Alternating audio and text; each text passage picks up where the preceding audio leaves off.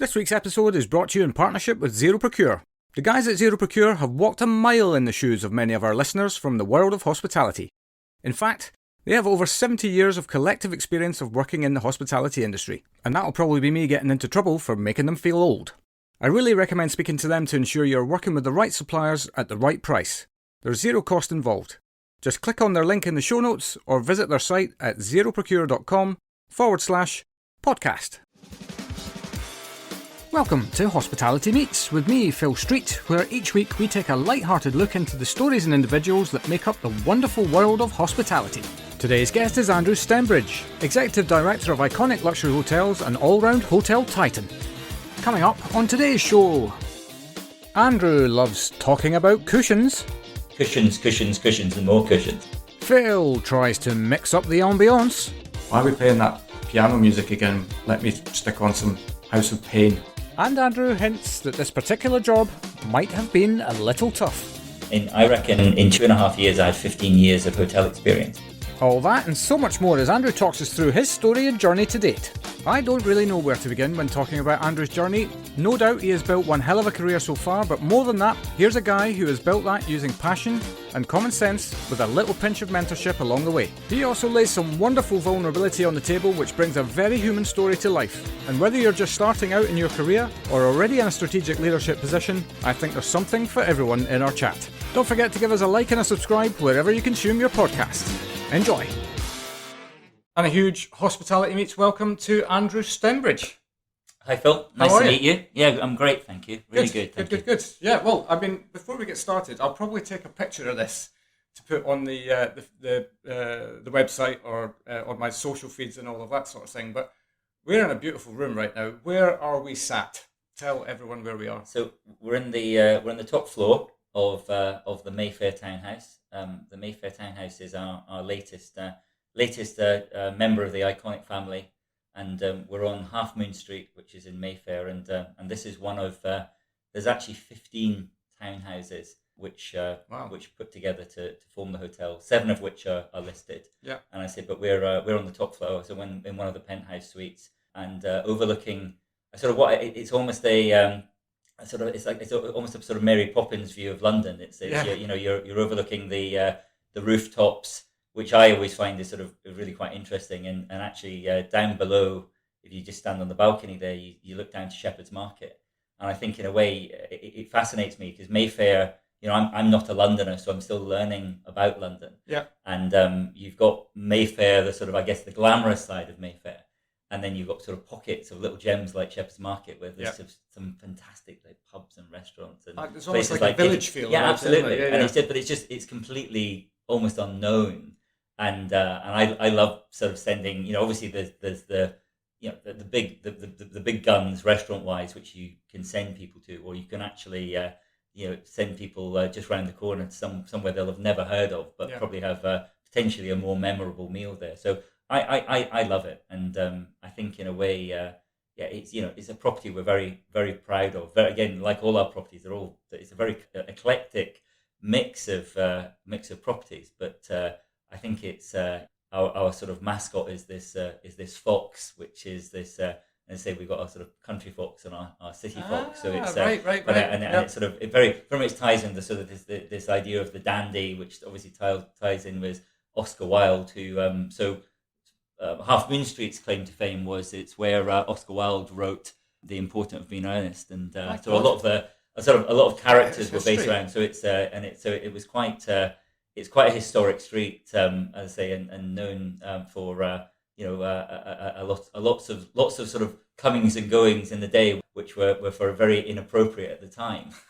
So it's quite a colourful. So it's got a very colourful history. To it. Yeah. God, yeah, well, I mean, we'll stop there because we don't want this to become a history podcast. No, absolutely. But no, that's really, really cool. And I think the last time I was in this hotel, it was a Hilton. Yeah. So, I mean, it is literally from the moment you walk in the door, it's a different hotel. Yeah. Like the layout is different. It's incredible. So, yeah, hats off.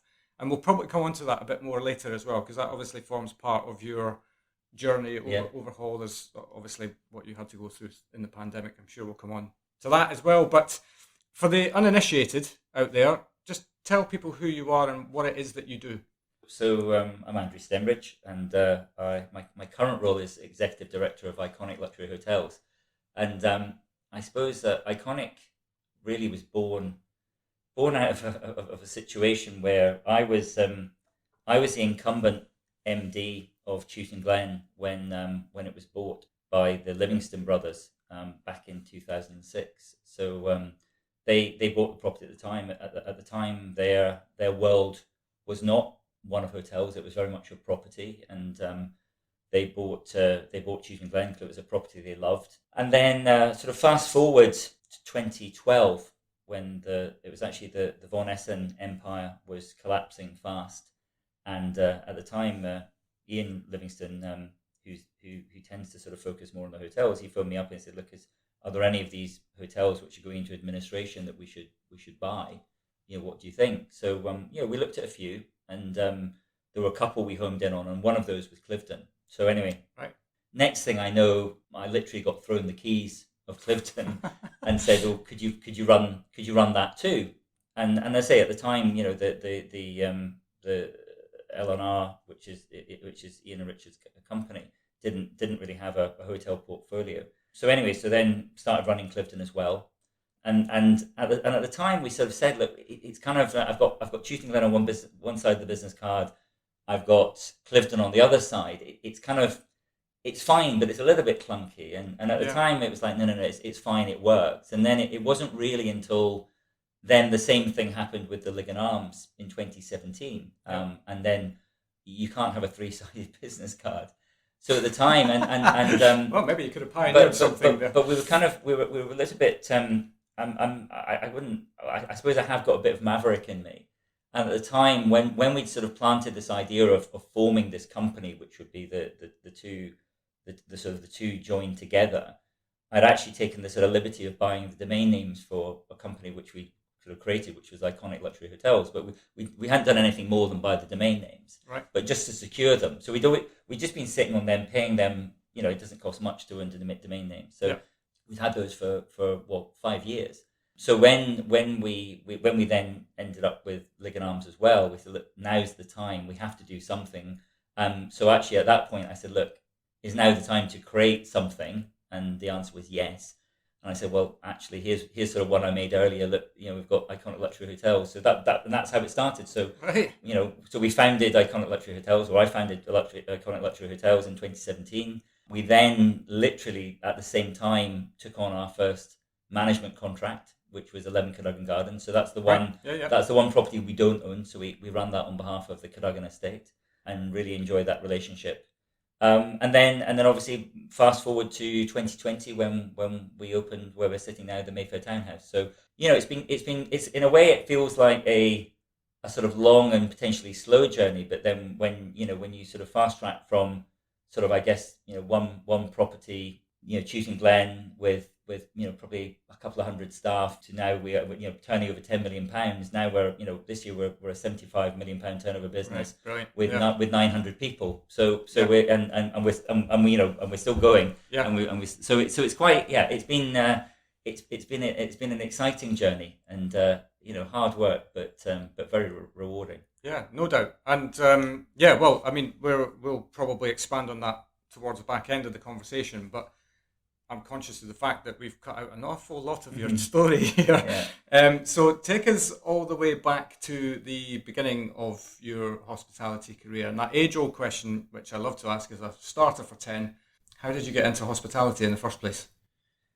I think, like a lot of people, I always enjoy your podcast, and it's amazing how... We can stop it there now if you want. That's all I was looking for. No, I do, and I think what I enjoy about it is amazing. People you either know well or you don't know at all, but actually there's so many similar stories to our in our industry, and actually some of the people who've actually followed almost sort of parallel paths, but in different parts of the country or even different parts of the world. So it is fascinating. But I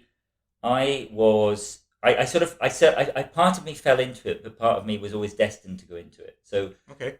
Why I say that was I had a friend. So I part of my growing up, I lived in a Scottish border village or town of Melrose, And I had a friend, I was 14 at the time, and I had a friend at school who, she had a part-time job washing dishes in a local brasserie on a Saturday. Right. So it was 9 hours a day, £1.10 an hour, so £9.90 for the day. She was actually, although she was a friend, she was the sort of person you never wanted to really employ, because she got a Saturday job, but she wanted every second Saturday off. So anyway, and the world was very much more relaxed in those days. So ultimately, the rules of engagement were, well, that's fine, but you need to find someone to fill your spot for the day. Right. So she said, oh, could you fill in for me, next Saturday? And I said, yeah, why not? So I turned up on that Saturday morning, and I started, and I the one thing I've never been able to do, I've never been able to stand idle. And still to this day, it's the only thing which really winds me up is people that have the time to do nothing, or are comfortable standing and doing nothing. Right. And so anyway, I started, and of course, it's a Saturday, and there's a lot of cooking going on, so there's some pots to wash and so. And then there was that sort of lull in the proceedings before lunchtime. So I started, taking the kitchen was, it wasn't a mess, but it wasn't the cleanest or tidiest. It wasn't immaculate. So anyway, so by lunchtime, I'd literally taken everything off all the shelves, wiped all the shelves, cleaned everything, put everything back, and so by lunchtime, the chef had said, "Oh, do you want a job full time? No, not a full time job, but do you want a sort of permanent job, as it were?" Yeah. And that's really how I got into it, and then that sort of led on to Melrose is famous for. I'm not sure if you're a rugby fan, but oh yes, so the home of Melrose Sevens, so the home of rugby sevens is Melrose. Yeah. And this very sleepy border town, tens of thousands of people descend on Melrose for the Melrose Sevens, and of course it's when all the locals want the night off to go and party or watch the rugby. So of course Muggins here got asked if I would, have I ever waited on tables before, and I was like, well, no, but I've kind of I've helped out with my sort of parents' dinner parties. Would I be happy to? So my first night ever waiting on tables was the busiest night of the whole year, and I was just literally given a section without any experience or any training. Yeah. and I remember the night of the day, and I actually got on very well, and of course it's all about chemistry with the guests and just enjoying. It's actually just enjoying actually looking after people, and then everyone's there, especially a night like that. Everyone's there to enjoy themselves. Probably everyone there had been probably drinking since lunchtime anyway. And the only mistake I made was actually suddenly realised halfway through the evening that it was before point of sale systems or anything. Everything was written down, but I suddenly realised that I'd been serving all these bottles of wine and I hadn't written down any of them anywhere. So I sort of had to quickly sort of backtrack and try and sort of start counting bottles and things. Which, but it was sort of proper schoolboy error. But yeah, so that was really how I started. And what I like about that is it's kind of, you've showed willing to put yourself in that position in the first place. You obviously enjoy engaging with people, so it is almost a kind of, definitely from a pure consumer perspective, I can forgive an awful lot in any service environment if I've got somebody who's engaging with me. Yeah. 75% of the stuff could go wrong, but if the person who's dealing with you is friendly, engaging, and has empathy towards the situation, all of these things, then a lot of the messy stuff that goes on can be forgiven, and especially at the early stages of your career. Yeah, and I mean, and that sort of that mantra still live, and I will come back to the point of the conversation, but that mantra lives on now, and still to this day, our philosophy in terms of employing people and team members at Iconic is that it's employ for personality and train for skills. Yeah, because it's very hard to change someone's sort of their personality. Yeah. But if someone actually genuinely enjoys working hard and they enjoy, making people smile, then that's something. Let's say the rest is relatively easy to teach. Yeah. And you're absolutely right that any experience, be it a meal or a spa experience or any sort of hotel experience, if the person sort of engaging with you is genuinely enthusiastic and passionate about what they do, or just frankly a really nice person or a person with a good story to tell, then actually, to be honest, you don't really, I actually think you don't really even drill down on what you're eating or what it's only some of the stuff which manifests itself in terms of, I suppose, feedback or complaints from guests. It's only because they've kind of been given the time to sort of almost overanalyze the menu or the food or something like that. Yeah. Whereas actually, I think more that service element plays a bigger part in the overall experience than I think people imagine. I think actually you can forgive all sorts of things even going wrong if the person serving you is genuine and just nice, frankly. Yeah, absolutely. Anyway, I took you off your story. Yeah, that's right. Carry on. So then I suppose I was still at school. I flipped to work in a different restaurant at that point, which was quite controversial in a very villagey sort of way. But I love the fact that this couple had given me this opportunity, but it was probably my first experience of the sort of the yin and the yang of working for a couple and literally being sort of given different direction from two different people, right. And to the extent that I actually found it kind of almost intolerable, and so actually at the ripe old age of 15, I moved to a competitor restaurant, which was quite, as I say, controversial at the time. So right, I ended up working sort of now as a bona fide waiter in an Italian restaurant locally, which is still going. And I suppose that at that point, again, I took as much work as I could get. Probably at the detriment of some of my grades at school, and I suppose I guess that point in my career, I suppose it was then starting to get that age where I think, right, what do I do next? Where do I go? And my aspirations were to go to uni. They always were, and I'll never forget. And this is where I suppose our sort of careers system is just still to this day flawed. And I remember going and saying, look, I quite like hospitality, or probably catering as it was known in those days, and they were like, well, the local tech college does a great course, and I'm like, no, I want to go to uni, and of course they didn't realize that it's something you could actually study at uni even. It was, so this was the internal careers advisory of the school. Yeah. And so anyway, I applied to go to Strathclyde Uni and Robert Gordon's. Strathclyde Uni was renowned as was called the Scottish Hotel School. Robert Gordon's, which is now a uni, wasn't a uni at the time, and I actually got offered both courses and ended up just chose Strathclyde purely because it was a uni. Parallel to that, though, and I think quite important, was that actually my parents were, and again this is a common story which has come out before on your podcast, is that they didn't think I should go into hospitality. They just sort of cited, as parents do, the sort of the long hours and low pay that it was renowned for in those days. And actually, they wanted me to follow one of my other passions, which was gardens and garden design. So not landscape gardener, but a landscape architect, which is it's a very different level. Yeah. And unfortunately, so I did apply. I applied to do landscape architecture in Edinburgh. I didn't work hard enough at school to get the grades. Because again, it's quite a long course. It's quite a technical course. And actually for years I kind of regretted that in some respects. It's something that I think probably at the point when I was when I did feel that I was putting lots of hours in for not much gain, I did think actually maybe I got to that crossroads, and not that was a choice I really had at the time, because as I say I didn't get in, but I kind of think, well, actually maybe if I hadn't spent so many hours working in the restaurant, then I could have worked harder at school and I could have got better grades. But that's definitely history now, of course. Yeah. But so that was the crossroads. Just a little bit. Yeah.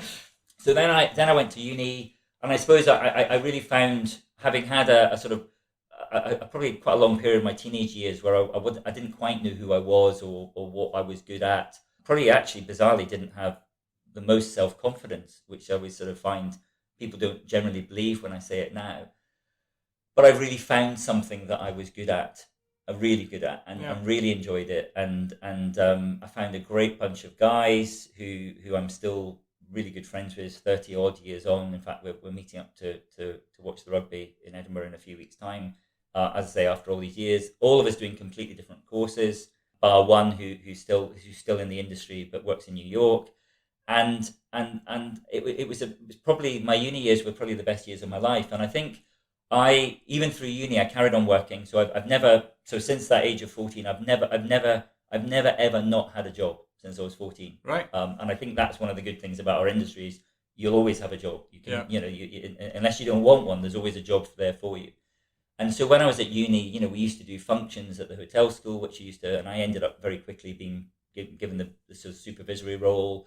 I worked at, I suppose like keeping it in chronological order. I think our first year then we had to do an industrial placement, so a sort of summer of sort of 4 months in a hotel, and I applied for two.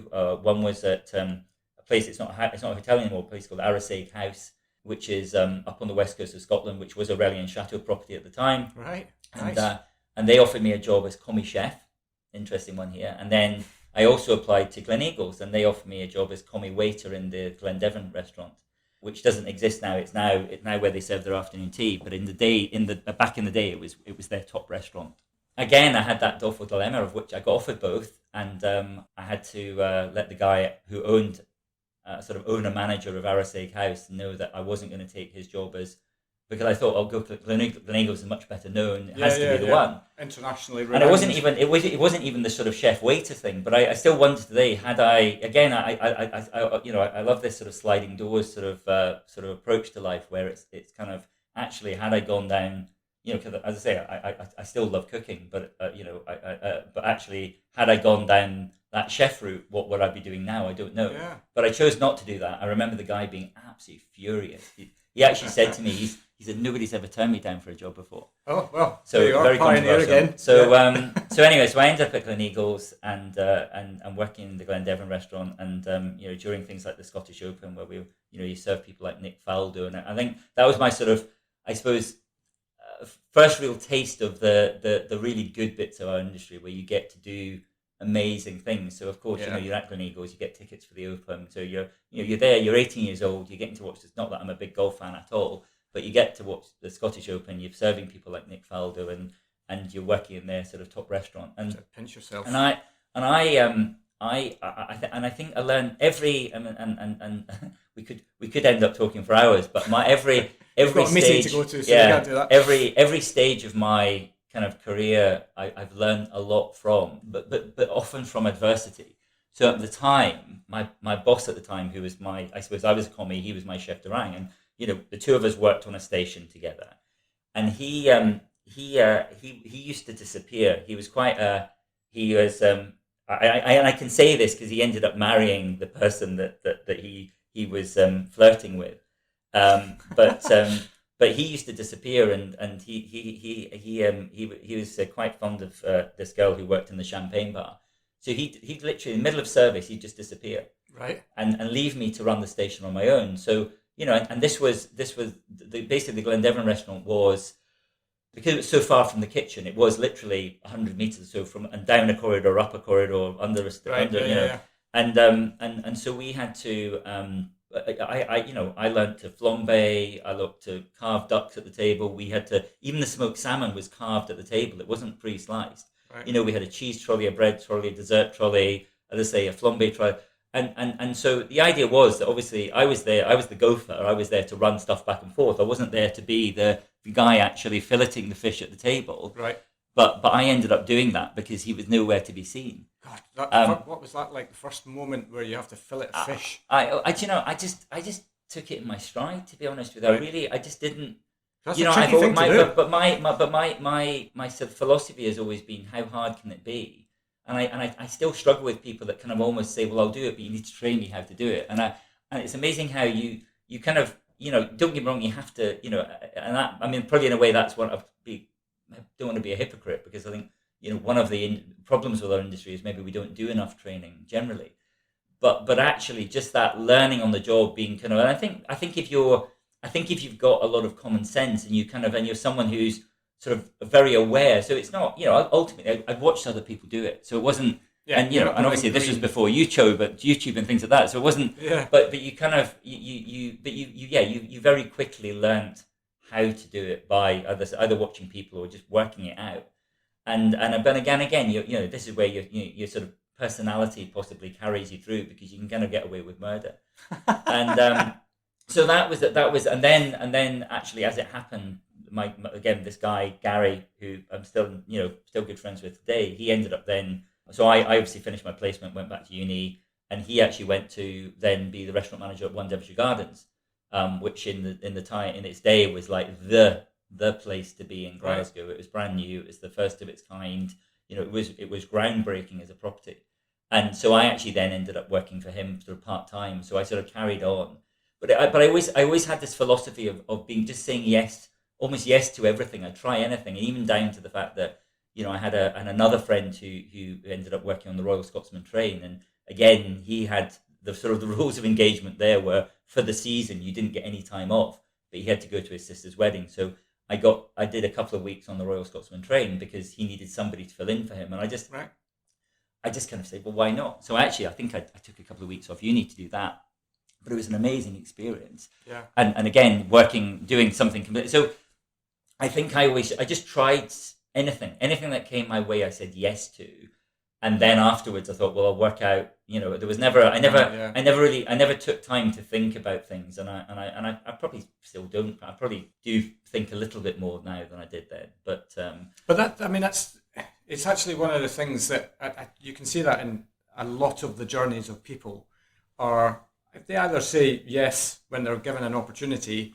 or they just, they throw themselves into it and see what happens. And sometimes you can find yourself out of your depth immediately. But as you say, it's how you respond to that. Yeah. It's how you then say, okay, well, I know that I don't have the tools yet to do this, but I'm going to work my ass off to, excuse me, to make it happen. Or go and ask somebody to help me get through this period. There's a lot, I think, in the world really at the moment. I don't want to get too philosophical, but whereby people are too quick to put the responsibility onto somebody else for ultimately what is their own actions and their own career path.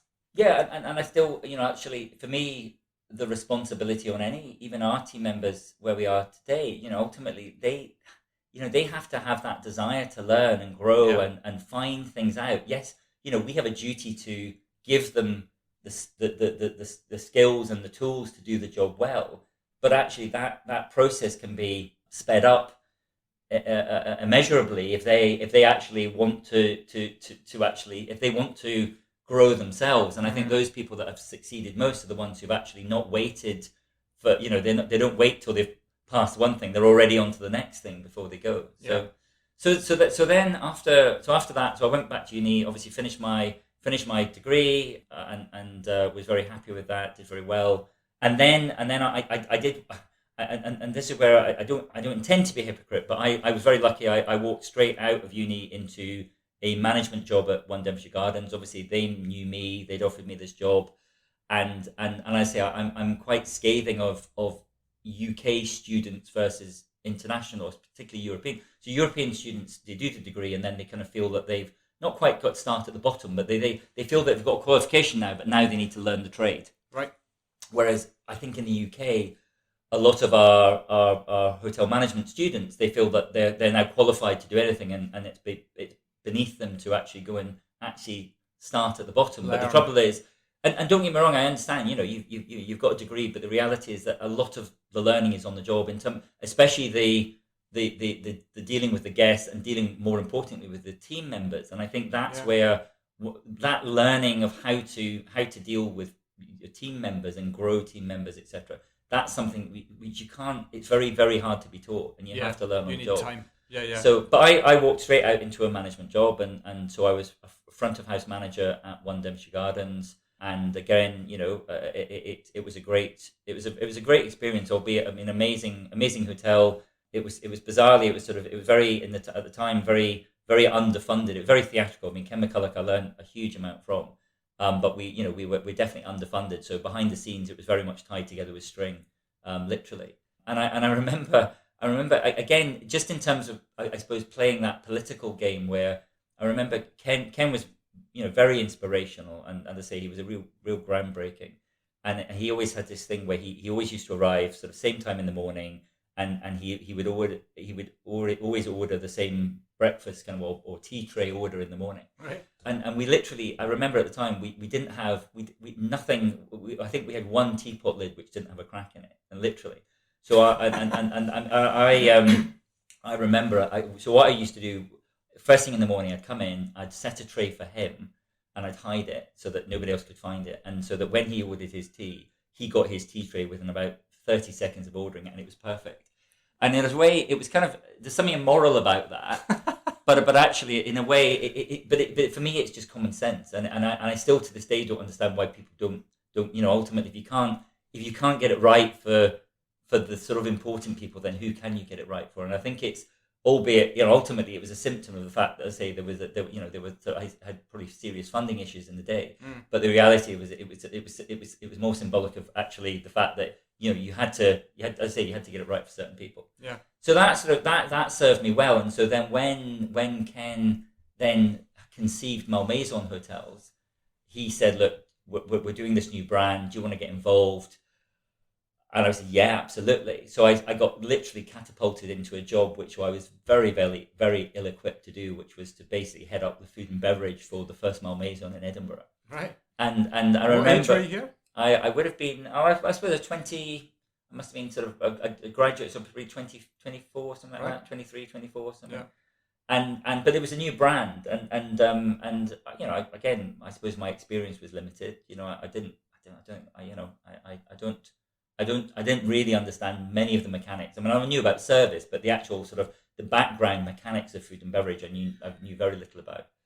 And as I say, I got dropped into this role, and I remember going down to London. We went down with, I think, Roy Brett, who was the chef at the time, and I can't remember who else, but we ended up we had about 72 hours eating and drinking our way around London to try and sort of get inspiration. Tough. Which it was, and it was brilliant, and it was, and then literally we created the brand. I mean, obviously Ken had his vision, and that's what we were working to. Yeah. But in terms of some of the little nuances and the sort of the brasserie elements of it, and so that was great fun. And then I ended up sort of working.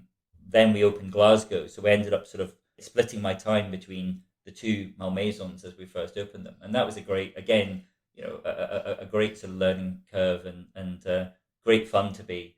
And then after that, I got approached by a guy called Roderick Anderson, who was he was actually a fellow Scot, and he was based in America, and he was running this Relais and Chateau property called Blantyre, and every year he would come over and sort of gather a sort of cohort of British people to come and work in the hotel. They liked employing British people generally because they could work a longer season. And so anyway, so he offered me the job as assistant manager of Blantyre. And so I took the opportunity to go to America, and that was great. A sort of interesting sort of story. Alison, who's my wife now, she also got we were working together, and one of the most valuable pieces of advice I ever got was actually two pieces of advice. One came from later on in my career from Peter Crome, which was to never make friends with the staff, which is actually probably one of the most valuable pieces of advice. But the other one was from difficult actually, as well, though. Very difficult. But actually, another one was from and who was actually my sorry to jump around, but my boss, my ultimate boss at One Devonshire Gardens was a brilliant lady called Beverly Payne, who's back down in London now, and she used to say, "Don't poke the payroll," was her, and so I ended up marrying somebody that, as I say, that I worked with, Alison. But she didn't follow me, but she'd got offered the job, and she was very nervous about going over, and I'd sort of encouraged her to go over because obviously I was sort of quite fond of her. Right. So we ended up going over together, and that was a great job. I suddenly realised I missed out a couple of other summers which were on Martha's Vineyard, which was again some because this is a long time ago, and my summers on Martha's Vineyard, again, they were great, and if you're going to work anywhere in America, why not? And I think that's where, again, I started off just as a waiter or a station waiter, and then by year 2 they invited me back to be the breakfast supervisor. And I suppose my useful, I guess, my lesson from that was that I'll never forget. We used to do we had a really busy on a Sunday. We used to do about 400 brunches on a Sunday morning, and I'll never forget that one time one of our, I knew how it works in America. Everyone has their own. It's much more segregated. You have your own stations, and I remember one of my station waiters was off sick, and I decided to fill in and do that station, and of course everything fell apart. It was a disaster. Right. And I remember, again, my boss at the time, who said, Andrew, if you're the conductor of an orchestra and you're the third violinist, you don't go and play the violin. and it was all sort of useful life lessons. But then, sorry, jumping back to going back to America, when I got the opportunity to go to Blantyre, I persuaded Alison to come with me because I'd look after her and we could go on the same flight and everything. She didn't particularly like flying, still doesn't. And of course, because I'd had a visa before, because I had a social security number, my visa came through really quickly, and she had to wait weeks for hers. Right. So I had to go on my own, and she had to make her own way out there, which was probably a sort of she should have seen the writing on the wall then in terms of what I was really like. But I again, I enjoyed my time at Blantyre, and that was fantastic. Again, really interesting being the assistant manager of a property where you kind of touch everything, and I quite like the sort of the small scale where you're sort of involved in everything. I think it's a good learning experience. A really great experience. And again, the guy, Roderick Anderson, the guy that ran it, it was a seasonal property. And again, generally seasonal properties, people just work for the entire season. Nobody gets any time off because obviously you take your time off in the winter. Yeah. But it was his wife had a big birthday. She was French. And he'd never, ever in 10 years ever taken a week off in the summer. But actually, I think again, my sort of claim to fame was that he had the confidence in me to actually take 2 weeks off to go back to France for his wife's birthday and leave me in charge of this place. Right. Probably now at the ripe old age of 25 or something. Goodness. And left the place in my hands. And again, I remember to this day that everything went really well. And I was literally working probably 18 hours a day, 7 days a week for that time he was away, just because I wanted to do a good job. Yeah. And everything was perfect until on the last day or the last evening, we had one guest who was just not obnoxious, but we couldn't do anything right. The cable TV wasn't clear enough, the air conditioning wasn't cold enough, nothing. We just weren't right. He would have been much more comfortable in a corporate hotel, right, where actually everything. This wasn't that kind of. This was an old Scottish castle in Western Massachusetts. And anyway, in the end, I actually asked the guy to leave. And I said, I said, look, we're not the right hotel for you after. And so anyway, I was sort of a bit nervous about telling sort of my boss when he came back, when I was doing the handover, that sort of slightly admitting defeat at the 11th hour that we hadn't won with this one guest. And right. He was very happy with my course of action, and he said, but did you find him another hotel to stay in? I was like, no. And that was again the one a bit of advice there was like, actually the one I did almost everything right, but I just needed to actually find him somewhere else to go, and that would have been perfect. So yeah. I think everyone I've worked for, I've learned something from. Yeah. I think just jumping back to my sort of Ken McCulloch days, it was always about that attention to detail, which was literally drummed into us. In those days, every cushion had a waist, and the minute and if someone stood up from a sofa, it was in the days of one of the first hotels with these big sumptuous sofas and cushions and more cushions. Yeah. And every cushions had cushions. Yeah, exactly. And every cushion needed to have a waist. And then in the days obviously where people used to smoke in bars and restaurants and things, and every ashtray had to have a matchbox, and every matchbox had to be at the right 45-degree angle. And that's where I really sort of learnt that, which is still to this day I really struggle with anyone that doesn't have that. Because it's so important from a brand perspective, and just in terms of that whole aesthetic. And the whole thing there was about, as the evening progressed, especially once we moved on to Malmaison, it was like, the lights came down progressively and the music would go up progressively and the atmosphere would improve.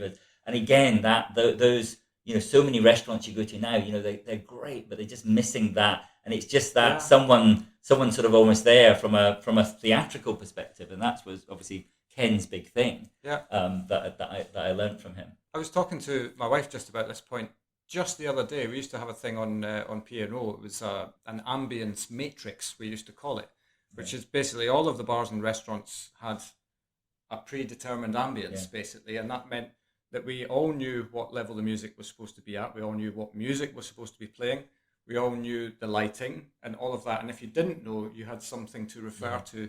But even then, occasionally you'd walk into a bar on your rounds and the bartender's taking a bit of creative license with the music that's on, and that's the moment where you've got to kind of, there's a reason we're doing this. There's a reason for why we have this thing in place, because it does make a difference. And it's also one of those things, it's that attention to detail that you take for granted, where you're thinking when you're going through the learning process, why do we need to do this? But actually there's a reason. One, because then it becomes part of your psyche, and you're not ever having to think about it. It just becomes part of your daily thing that you do. But it makes a massive difference to the guest. And that's the thing that a lot of people take for granted, the people who want to take shortcuts, the people who don't think, why are we playing that piano music again? Let me stick on some House of Pain or something like that. I don't know why I chose that particular brand of music, but anyway. But yeah, the attention to detail is... Yeah, but stranger things have happened, haven't they? Yeah, indeed. Yeah. So that was that. Property Blantyre, I did a couple of years there, but it closed for the winter, so I ended up in Vail in Colorado working, which was again brilliant experience and great fun. And then after that, it sort of came to the end of visas, and I think had it not been for my wife, now wife Alison, I would have stayed in America.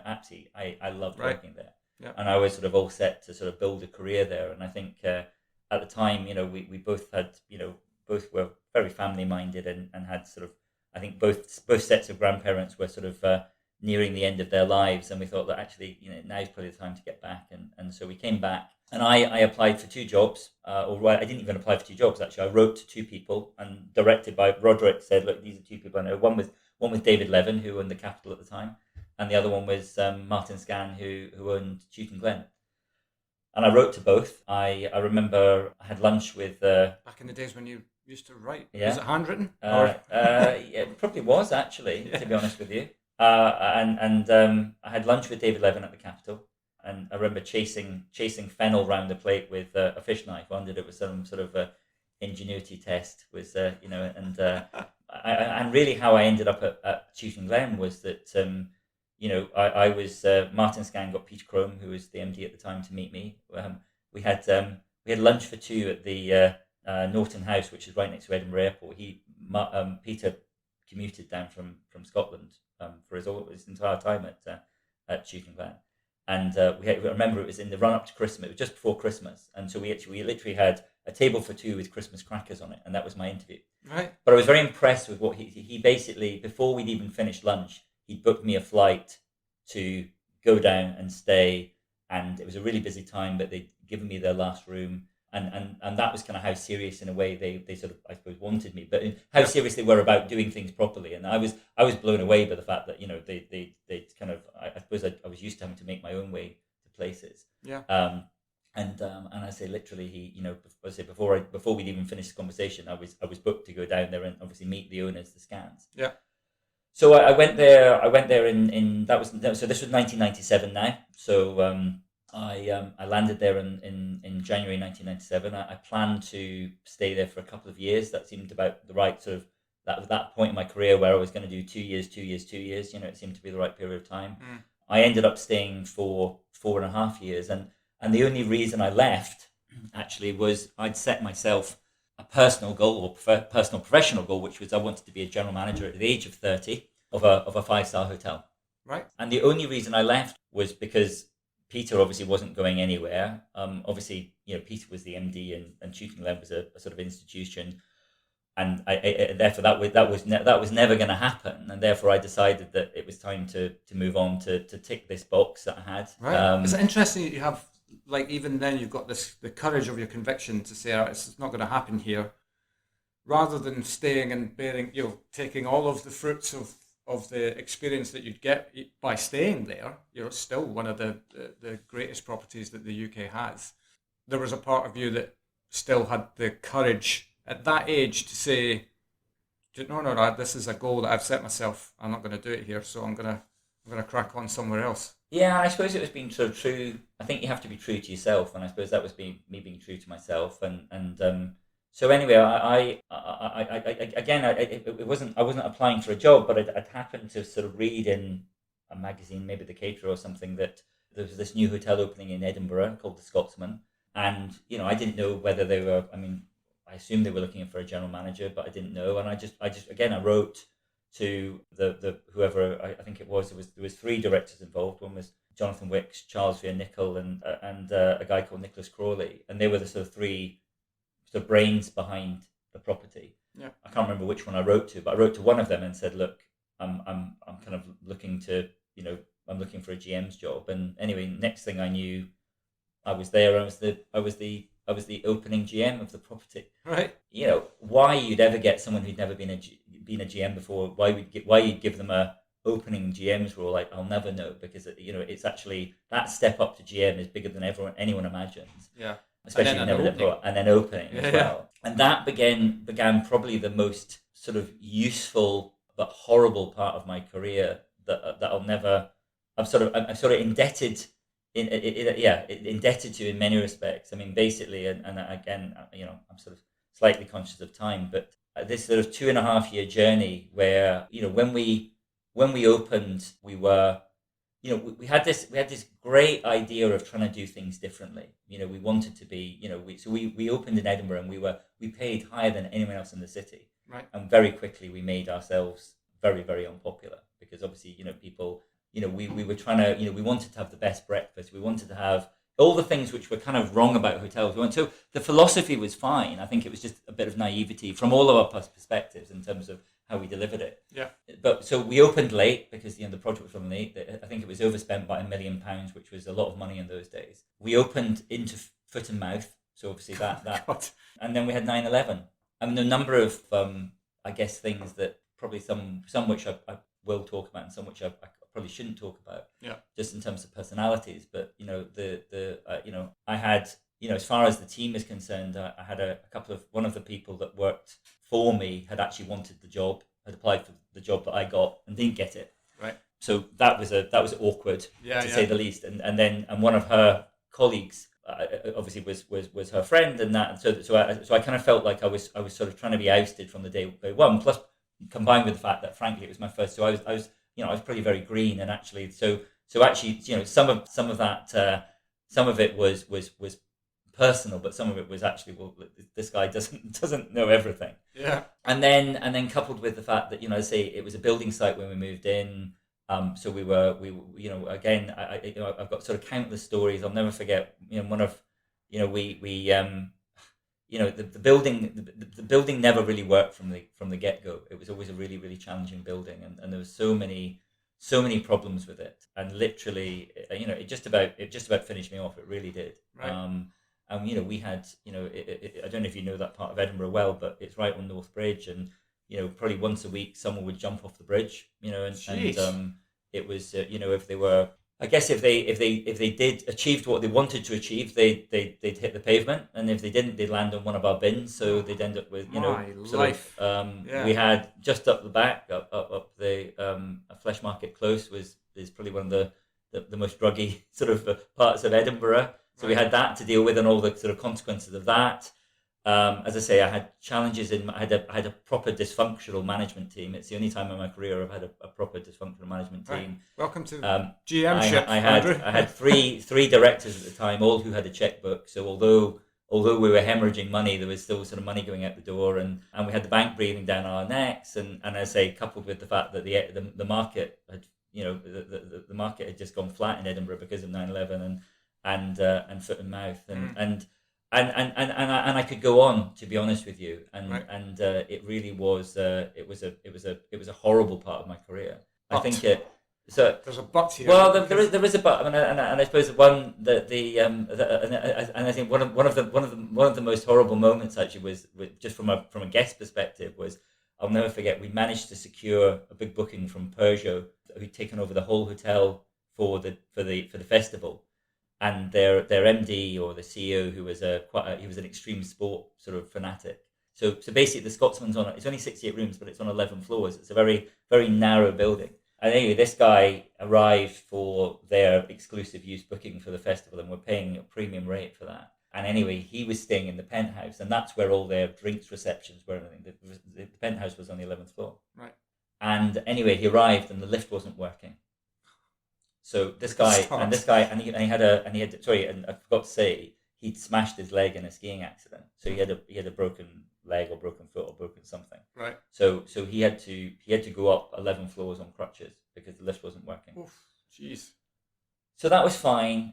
We got through it. We managed to say, "Look, I'm really sorry," and we managed to get it through unscathed. Anyway, lo and behold, they booked again for next year, and it was great. They obviously enjoyed it. We looked after them well. Next year, they arrived. The lift broke down again. Oh God!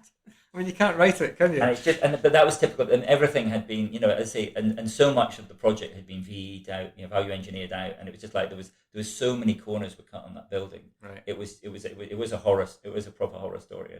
Right. And well, there's the learning as well. Yeah. Then, right? So as I say, so again, moving on, I suppose I felt that I reckon in 2.5 years I had 15 years of hotel experience. Right. And my claim to fame was out of the senior team, I was the last man standing. I was the only person who actually resigned and wasn't actually pushed. Right. And anyway, the phone went one day. So bearing in mind, as I say, I'd left Chewton Glen on very good terms, and it was Martin Scan, and he phoned me and he said, Andrew, he said, I know you're really happy in Edinburgh.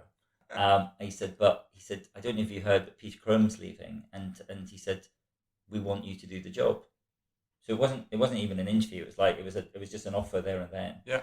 And I think I didn't quite say yes over the phone, but but he said, look, can you fly down? Like, and Martin Scan was a very sort of immediate person, and he said, can you fly down this weekend and talk to us? And I said, well, actually, I can't. I'm running the Edinburgh Marathon, so I can't fly down. And he said, well, I'll fly up then. So he flew up, and we met at Edinburgh Airport again, and I guess the rest is history. So that was great. So then I ended up sitting there at Chewton Glen for the second time round. So this is now 2003. Yeah. I was 32, and I just remember arriving, and suddenly it dawned on me that, you know, Peter Crome was 20 years older than me. He was, you know, I guess, a master of his trade, and I'd now got sort of 2.5 years of GM experience under my belt, and now I was in the running at the helm of what is frankly an institution. Yeah. And I was thinking, God, how the hell am I going to do this? And it's probably one of the few times in my career I thought, you know, one of my friends, oh shit, you know, be careful what you wish for. What am I going to do? Yeah. And then literally within a half an hour, I said, you know, there's only one way to do this, and it's my way.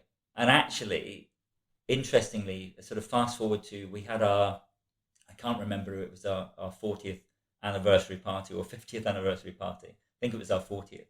And I remember Martin Scan did the most incredible speech, and he basically said that, you know, in those 40 years, he'd only ever had 4 MDs in the business over 40 years. So each one had done best part of 10 years each. Right. Speaks volumes of him as well, actually.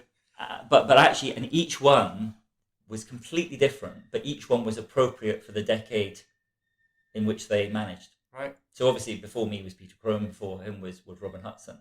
You know, and before that was David Brockett. So actually, and he was absolutely right. It was almost for the stage, the life cycle of the business at that point in time. They had they managed to pick exactly the right person, and that was really the start of this current chapter I'm in. Really, in terms of which we summarised at the beginning, I suppose. Yeah. But yeah, what a hell of a journey. And actually, the Scotsman sounds like it was a steep learning curve, but actually, and I've spoken about this with so many people as well.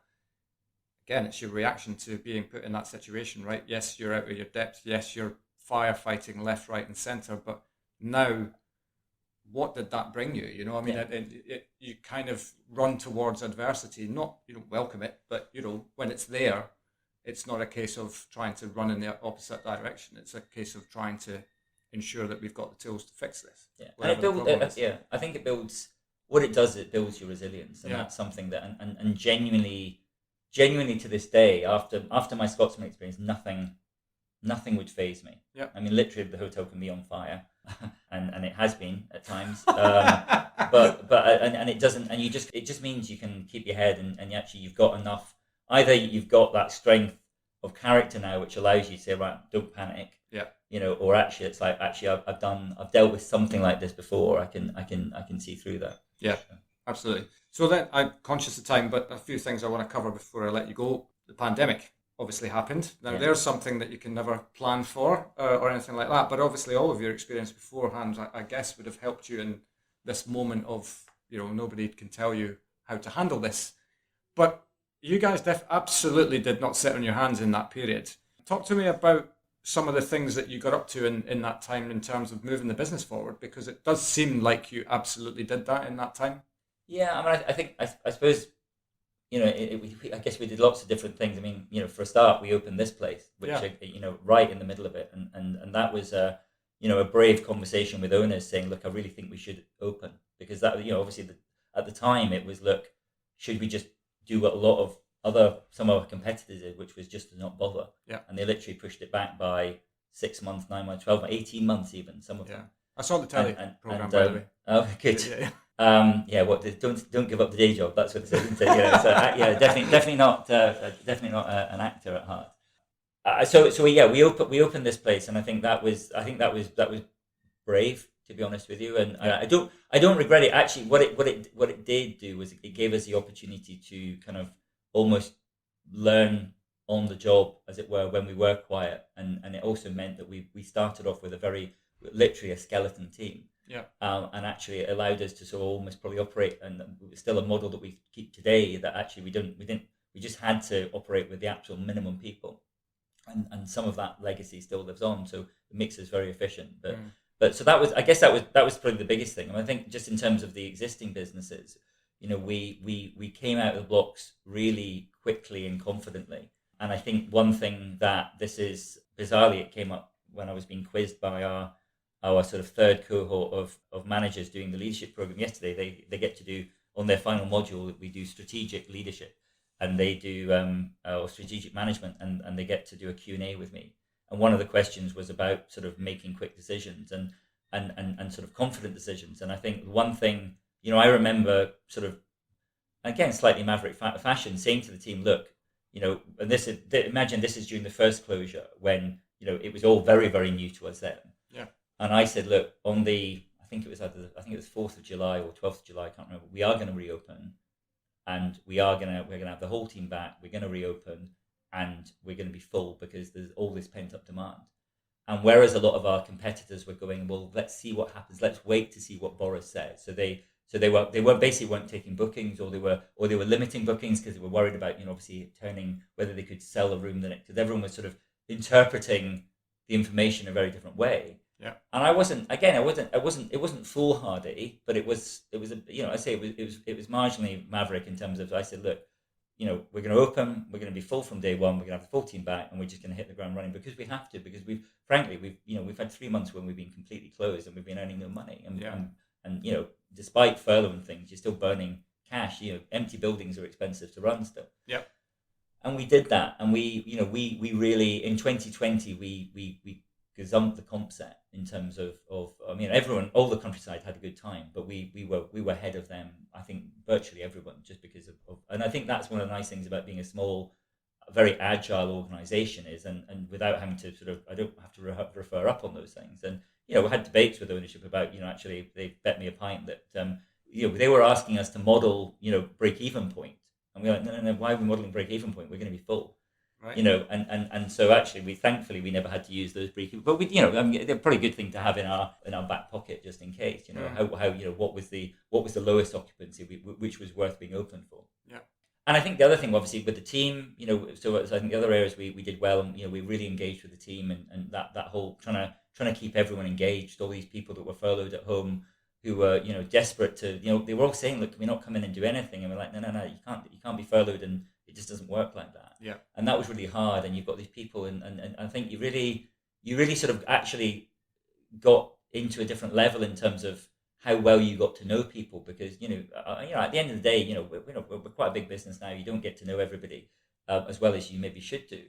But actually, just when you're on a Zoom call and you're in people's living rooms or bedrooms even, and the cat's crawling on their knee, or the dog's barking in the background, or the children are sort of got their crayons out, whatever it may be, and that's what it was. So suddenly you've got a sort of insight into people's lives and the impact it was having on their lives, and your responsibility as an employer to really help them through this situation. Yeah. And it was quite tough, and I think that's one where probably it's actually taken me, I think probably in hindsight, this not first lockdown, not even second lockdown, but third lockdown, I think had quite a big impact on me personally.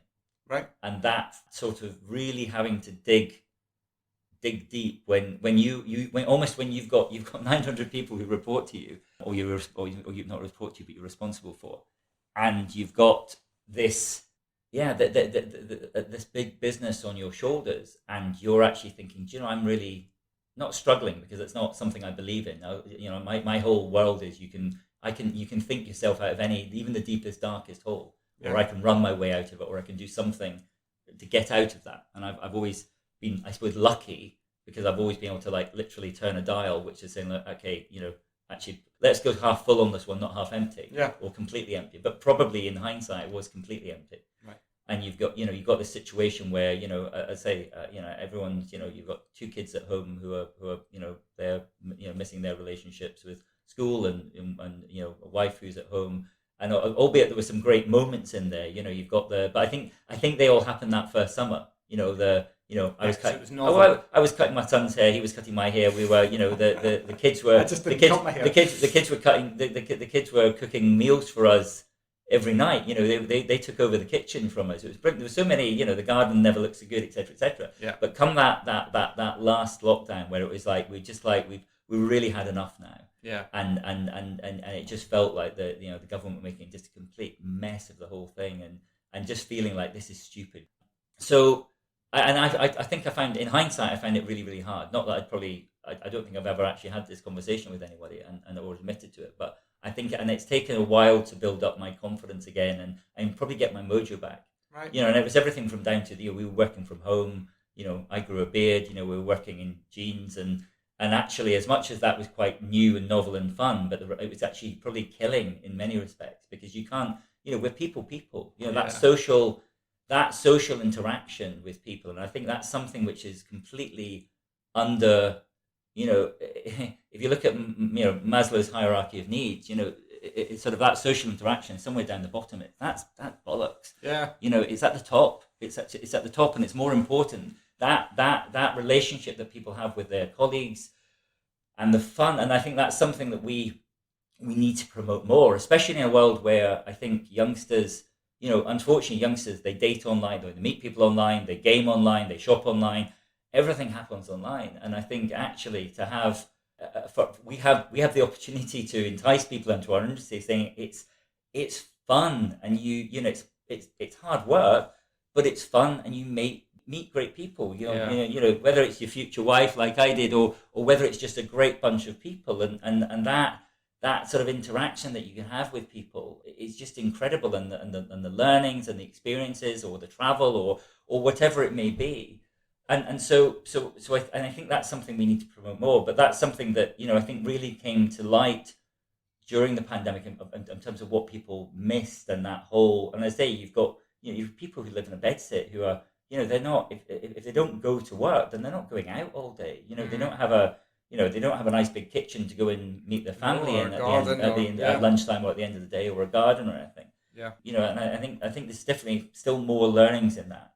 And then the last thing, obviously, just to finish off the question, was I think we really did well engaging with our database. You know, we took it away from selling anything just to actually engaging and almost just telling people what we were up to, and almost that fascination. I mean, people have that fascination with behind the scenes situations. Absolutely, now, don't they? Yeah. You know, it's like open kitchens. They want to know how stuff works. So some of the stuff about what we were doing, and, you know, what was going on in the gardens, or the, you know, maintenance, or, you know, it was quite the new opening. Yeah, absolutely. So all of that stuff was interesting for people, and that's kind of what we did. So we started to, you know, as we do, which was tell stories about, you know, basically what we were up to, and people loved it. People were really engaged with it. Yeah, I really admire your candid nature in terms of how you've just discussed your personal kind of journey through that as well, because I think this is something that leaders can really take a front on, well, leadership on, I suppose, is vulnerability is part of us, right? I mean, and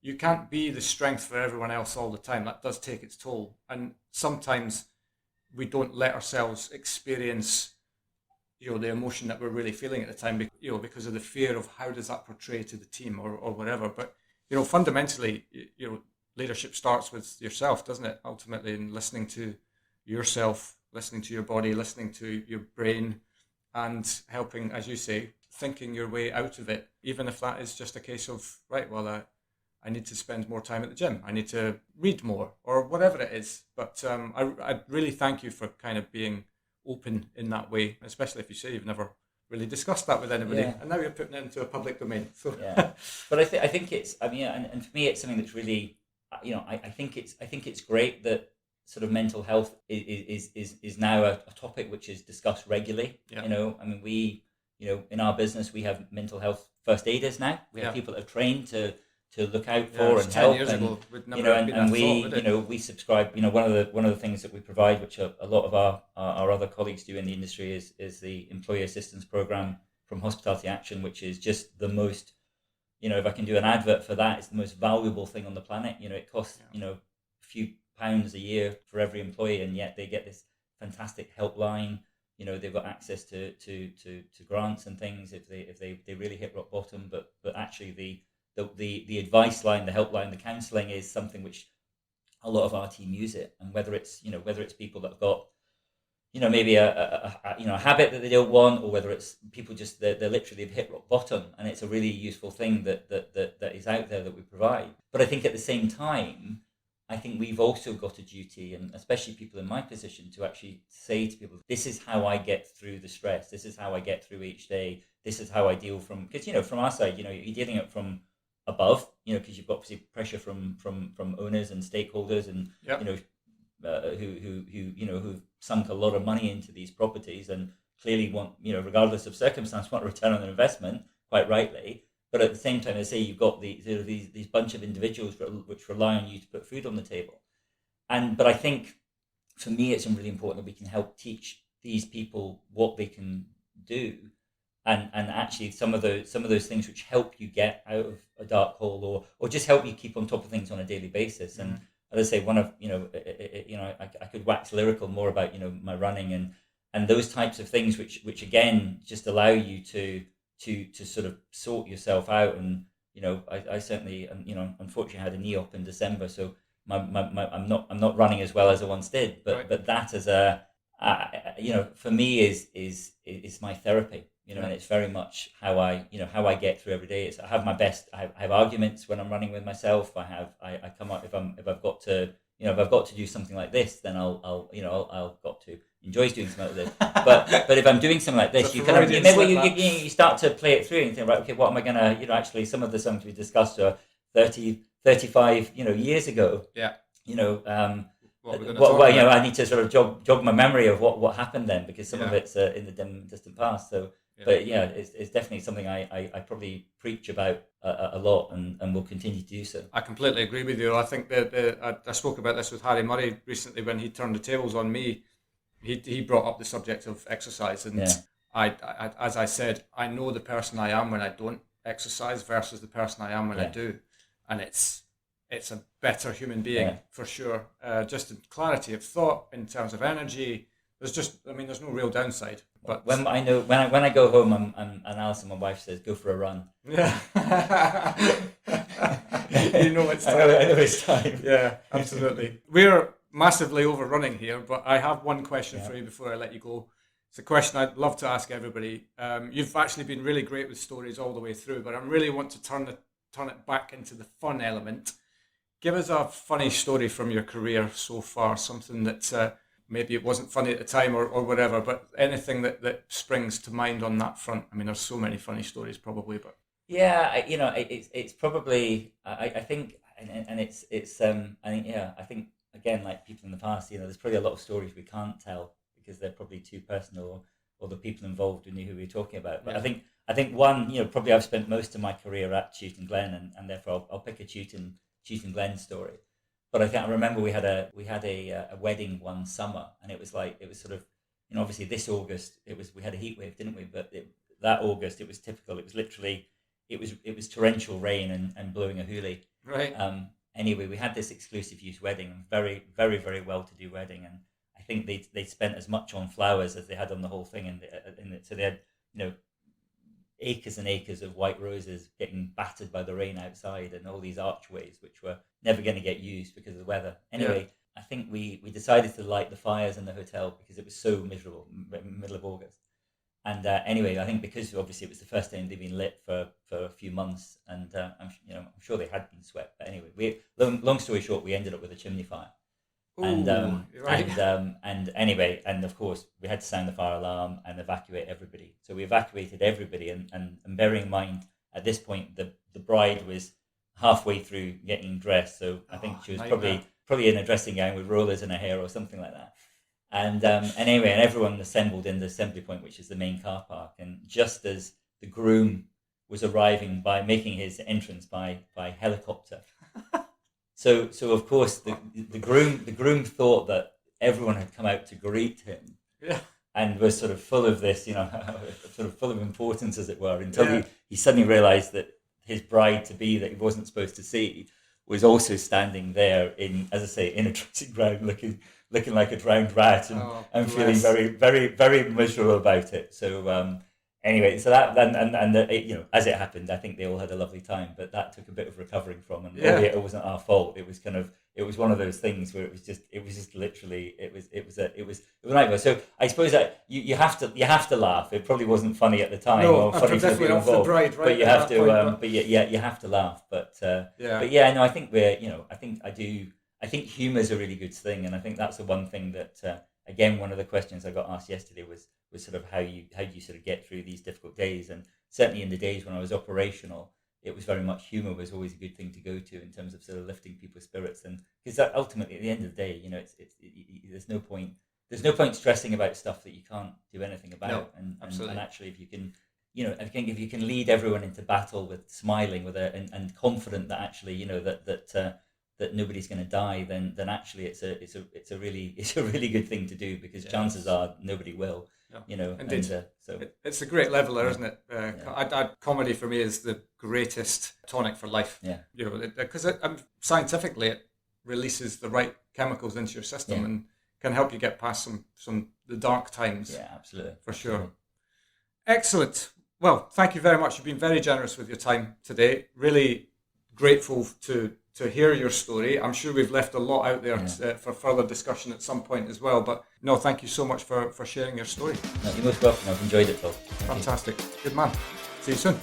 And there we have it. What an epic journey demonstrated from Andrew, and I hope you agree there's some absolute gold to take away with you from our chat. I'm so grateful to him for being so free with his time. I'll be back again next week with more stories from hospitality, but until then, thanks so much for listening, and I'll see you next week.